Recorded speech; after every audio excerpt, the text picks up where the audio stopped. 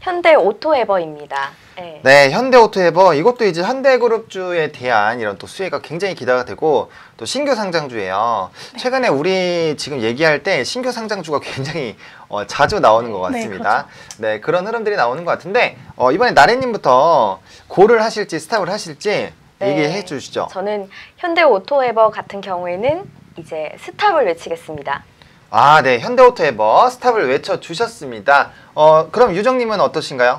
네, 저도 이번에는 우리 나래루키랑 의견이 일치하는데요. 저도 현대오토에버 오늘 스탑 외치도록 하겠습니다. 네, 아무래도 제가 봤을 때는 뭐 미래에 대한 성장성은 있지만 이제 신규 상장주라서 좀 스탑을 해준 게 아닌가라는 생각이 드는데 요번엔 나래님부터 한번 의견 들어보죠. 네, 현대 오토에버 같은 경우에는 신규 상장주입니다. 그렇기 때문에 일반적으로 신규 상장주 경우에는 2, 3일 거래일 급등 이후에 조정이 나오는 순간이 발생합니다. 조정이 나오는 가능성이 크기 때문에 시초가가 공모가보다 약 57% 높은 75,500원에 결정이 되어 있습니다. 그렇기 때문에 저는 스탑을 외치고요. 투자 포인트는 한 정보통신 기술이 투자자가 좀 확대되고 있고 통합 IT 플랫폼이 구축을 통한 매출 증대가 전망되고 있습니다. 현대차 그룹의 지배구조 개편에 대한 좀 기대감이 있지만 현대차 그룹의 안정적인 캡티브 마켓을 바탕으로 사업을 좀 수행하면서 견고한 상장세를 좀 유지하고 있고요.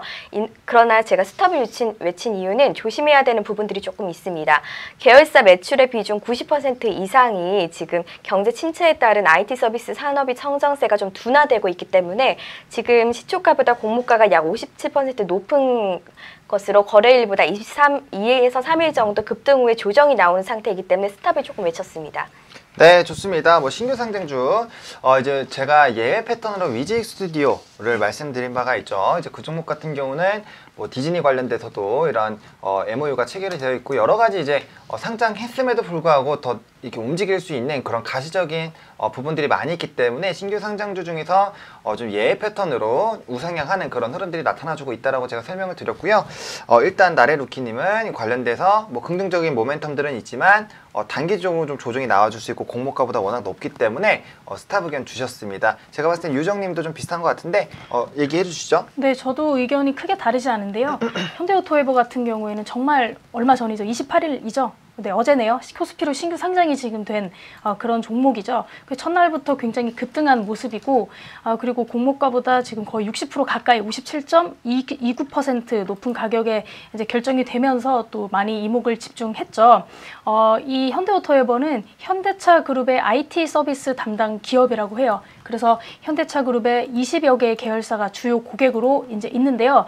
IT 서비스라는 거는 전산 시스템을 구축하는 SI 서비스 사업, 그리고 시스템 유지 보수하는 SM 사업 이렇게 두 종류로 좀 나눠지는데요. 여기서 현대오토에버의 매출 비중은 SI 사업이 7, 그리고 SM 사업이 3, 이 정도로 역할을 차지하고 있다고 하죠.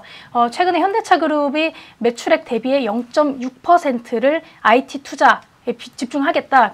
그리고 그 비율을 점차 증가시키겠다. 이렇게 발표를 한 상황이기 때문에 현대오토에버가 이 부분에서는 좀 많이 수혜를 받게 되지 않을까. 그러면서 실적도 좀 꾸준히 오르게 되지 않을까. 이렇게 바라보는 시각이 좀 많은데요.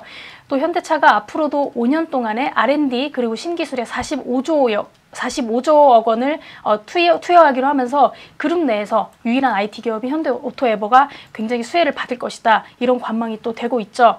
아무래도 현대오토에버의 고객사 같은 경우에는 관계사가 90% 이상 확정되어 있기 때문에 이게 장단점이 또 있다고 하더라고요. 관계사가 90% 이상 이렇게 거래를 하고 있다면 사실 그 안정적인 내수시장 정도 느낌, 안정적인 내부시장이 확보되긴 하지만 또 한편으로는 계열사 위기가 닥쳤을 때 함께 그 리스크를 부담하게 된다. 이런 단점도 있기 때문에 이 부분에 대해서는 좀 집중을 하셔야 된다. 이렇게 좀 말씀을 드릴 수가 있죠. 전략 같은 경우에는 제가 아까 박나래 루키님이랑 의견에서는 큰 차이가 없는데요. 역시 상장 후에는 사실 조정이 되는 경우가 굉장히 많고 상장 초기에 급등을 했다고 하더라도 얼마 뒤에 분명히 조정이 일어날 거기 때문에 만약에 매도하실 시기가 되시면 빠른 시일 내에 매도를 하시고 신규 매수도 현재는 좀 자제를 해주시면서 저는 아무래도 좀 관망하는 느낌으로 가시는 게 훨씬 더 유리하지 않을까 이렇게 보고 있습니다.